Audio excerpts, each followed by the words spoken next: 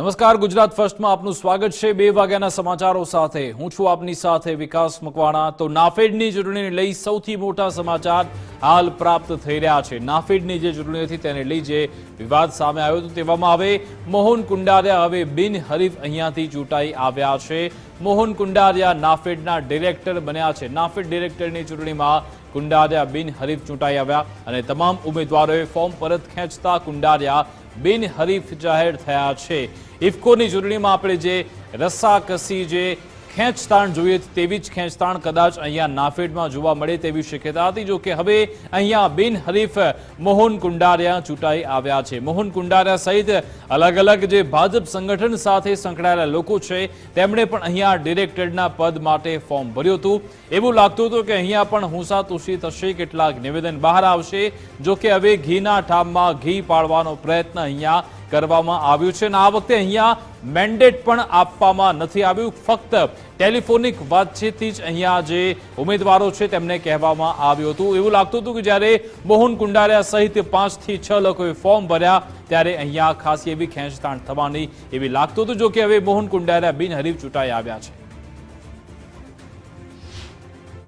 से अब सभी उम्मीदवार बाहर निकल रहे हैं। सर क्या हुआ, क्या बातचीत हुई यहाँ पे?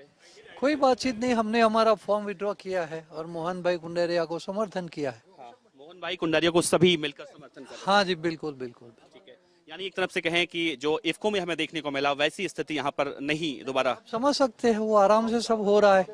मोहन भाई अनकंटेस्टेड हो रहा है गुजरात से। तो आपके साथ कौन कौन थे और नाम? सारे लोग हैं, अमृत भाई है, मगन भाई है, जसू भाई है, सब लोग हैं, मैं स्वयं हूँ। ठीक है, शुक्रिया बात करने के लिए। तो साफ तौर से देख सकते हैं डीएम ऑफिस के बाहर सभी उम्मीदवार जो नेफेड चुनाव में इस बार दावेदारी ठोक रहे थे अपना नामांकन वापस कर चुके हैं और एक सुर में सभी लोग मिलकर मोहन भाई कुंडारिया को अपना मैंडेट प्रदान कर रहे हैं। यानी एक तरह से कहें इफ्को में जिस तरह की स्थिति हमें देखने को मिली थी वैसी स्थिति अब नेफेड के चुनाव में गुजरात के डायरेक्टर को लेकर जो चुनाव है वैसी स्थिति दोबारा यहाँ पर देखने को नहीं मिली और मोहन भाई कुंडारिया को निर्विरोध अगर चुन लिया जाए तो आने वाले समय में जो 21 तारीख को चुनाव की तारीख है तो ये कहना गलत नहीं होगा।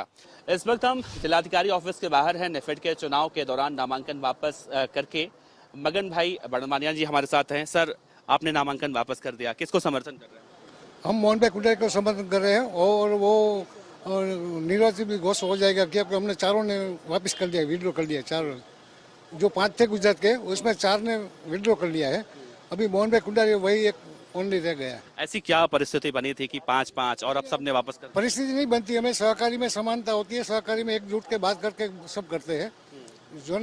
जिसने नामांकन किया था वो सब साथ मिलके तय किया कि वो उसको हम रखेंगे, तो मोहन भाई कुंडारिया को हमने समर्थन दे दिया है। यानी आने वाले 21 मई को आप लोग खुलकर समर्थन करेंगे? कर दिया है, समर्थन कर दिया है। ठीक है, आने वाले 21 तारीख को और क्या कुछ नया देखने को मिलेगा चुनाव का? नहीं, हमारा गुजरात के चुनाव हो गया है, वो तो आप लोगों ने नामांकन वापस लिया, निर्विरोध चुन लिया। निर्विरोध यानी अब ये कहें 21 को जो पहले से तारीख मुकर्रर थी वो अब नहीं होगी? नहीं होगी। शुक्रिया बात करने के लिए। तो देखिए साफ तौर से 21 मई को जो तारीख मुकर्रर की गई थी कि 21 मई को नेफेड का चुनाव होना है गुजरात के डायरेक्टर पद को लेकर, वो अब एक तरह से कहें संपन्न हुआ। मगन भाई बड़बानिया ने साफ तौर से गुजरात फर्स्ट से बातचीत करते हुए यही कहा है कि हम सभी उम्मीदवारों ने अपना नामांकन वापस करके ये जरूर बता दिया है, ये मैसेज दे दिया है कि हम सब मिलकर मोहन भाई कुंडारिया को समर्थन कर दे रहे हैं। कैमरामैन गौरव सक्सेना के साथ देवनाथ पांडे, गुजरात फर्स्ट, दिल्ली। તો નાફેડમાં હવે જે રસાકસી થવાની હતી હવે તે નહીં થાય, કારણ કે જે 5 ઉમેદવાર હતા તેમાંથી જે 4 ઉમેદવાર છે તેમણે ફોર્મ પરત ખેંચ્યું છે અને હવે એકમાત્ર મોહન કુંડારિયાનું ફોર્મ રહ્યું છે, એટલે કે હવે તે બિનહરીફ રીતે નાફેડના ડિરેક્ટર તરીકે ચૂંટાય તેવી અત્યારે પૂરેપૂરી પરિસ્થિતિ બની ચૂકી છે। આજે ફોર્મ પરત ખેંચવાનો અંતિમ દિવસ હતો અને બપોર બાદ ચિત્ર સ્પષ્ટ થશે તે પણ સૌ કોઈને જાણ હતી। જો કે શું કોઈ ઉમેદવાર ફોર્મ પરત ખેંચશે કે કેમ તેના પર નજર હતી। જો કે એક સાથે 4 જે ઉમેદવારો છે તેમણે ફોર્મ પરત ખેંચ્યું છે। મગનભાઈ કે પછી અમૃતભાઈ હોય તમામે ફોર્મ પરત ખેંચી લીધું છે। જો કે સવાલ એ છે કે તેમણે ફોર્મ પરત જ ખેંચવું હતું તો પછી ફોર્મ શા કારણે ભર્યું હતું? તેમને ખબર હતી કે જો અહીંયા એક સાથે આટલા બધા ફોર્મ ભરાશે તો પછી ચૂંટણી પણ થવાની છે। શું તેમને ઉપરથી કોઈ મેસેજ આવી ગયો છે તે પણ જાણવું જરૂરી છે। અમારી સાથે વરિષ્ઠ પત્રકાર જગદીશભાઈ જોડાઈ ગયા છે। જગદીશભાઈ, પહેલા જે ઉમેદવારો છે તે ફોર્મ ભરે છે ને આ વખતે અત્યારે અચાનક જ તે ફોર્મ પરત ખેંચી લે છે. મોહન કુંડારિયા બિનહરીફ ચૂંટાયા આવે છે. શું ઉપરથી ક્યાંયથી કોઈ મેસેજ આવ્યો ત્યારબાદ આ બધી પ્રક્રિયા થઈ? ઉપરથી મેસેજ તો ઠીક, પણ દૂધના દાજેલા છાશ ફૂકીને પીવે એમ ભારતીય જનતા પાર્ટી ઇફકોમાં દાજી ચૂકી છે, એટલે ગ્રાફેડમાં એને છાશ ફૂકીને પીધી. મોહનભાઈ કુંડારિયાની સાથે દિલીપ સંઘાણી પણ છે, જયેશભાઈ રાદડિયા છે. હવે અત્યારે શું ગુજરાતમાં ચાલી રહ્યું છે, સહકારી ક્ષેત્રના જેટલા ભારતીય જનતા પાર્ટીના નેતાઓ છે એ હવે ભારતીય જનતા પાર્ટીની કહેવાતી મેન્ડેટ પ્રથાની સામે આવી ગયા છે. એટલે એને એક કાળથી જ રચ્યું છે.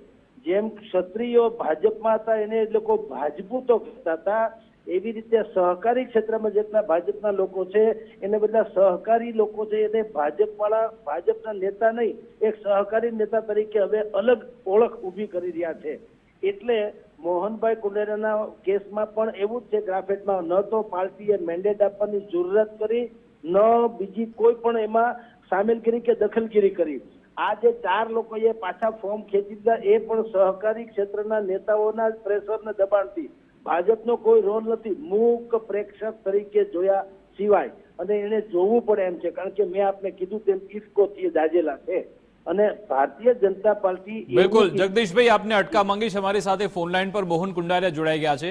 મોહનભાઈ, ગુજરાત ફર્સ્ટમાં આપનું સ્વાગત છે. સૌપ્રથમ તો આપ બિનહરીફ ચૂંટાયા છો તે માટે આપને અભિનંદન. શું કહેશો આ મામલે? આપ પહેલા તો 4 જેટલા ઉમેદવારોએ ફોર્મ ભર્યા, પછી ફોર્મ પરત ખેંચી લીધા. શું કહેશો એ બાબતે આપ?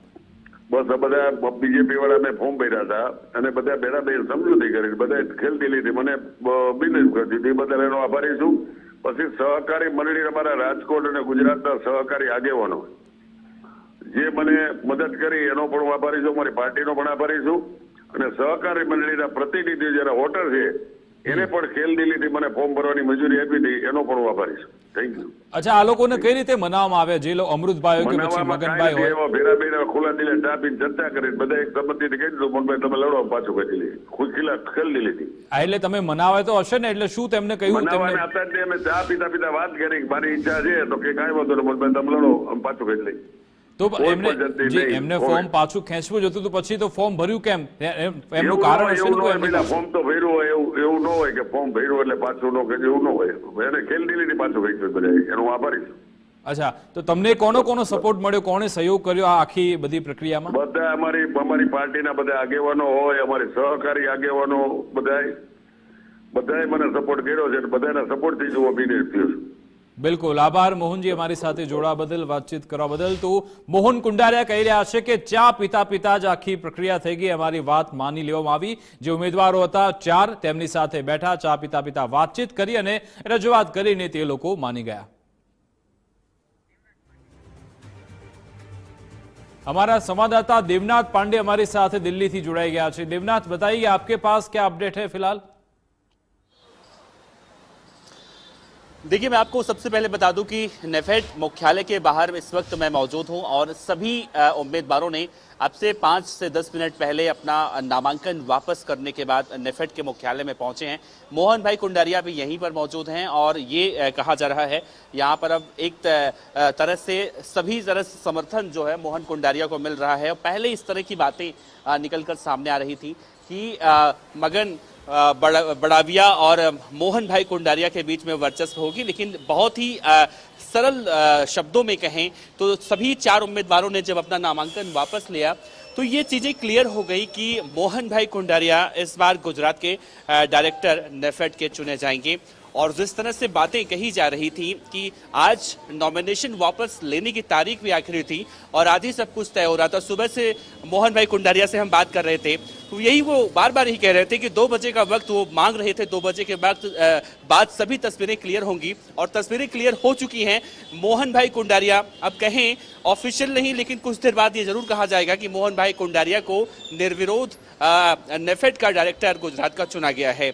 और अभी सब लोग अंदर मौजूद हैं, अभी अंदर जाने की भी कोशिश करेंगे एक वक्त के बाद और ये भी उनसे बात करने की कोशिश करेंगे कि क्या जो जिस तरह की स्थिति पहले बनी थी, यानी जब उम्मीदवारों ने अपना नामांकन वापस लिया, तो ऐसी क्या वजह थी कि 5 लोगों ने नामांकन भरा, और ऐसी क्या वजह बनी कि 5 लोगों के नामांकन भरने के बाद 4 लोग अपना नामांकन वापस लेते हैं और मोहन भाई कुंडारिया के समर्थन में आते हैं। तो थोड़ा सा इंतजार करना होगा।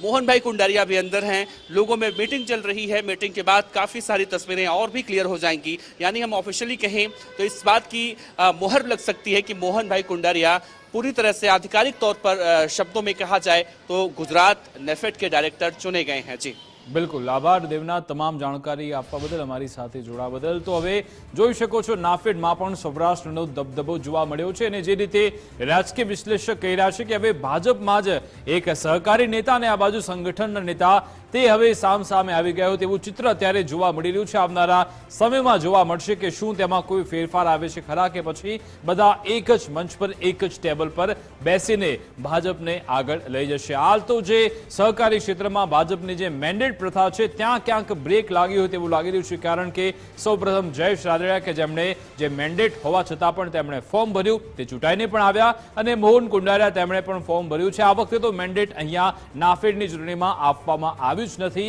5 જેટલા જે ઉમેદવારો હતા તેમણે ફોર્મ ભર્યા હતા, જો કે અચાનક જ આજે આશ્ચર્યજનક રીતે 4 ઉમેદવારોએ ફોર્મ પરત ખેંચ્યા અને મોહન કુંડારિયા બિનહરીફ ચૂંટાઈ આવ્યા।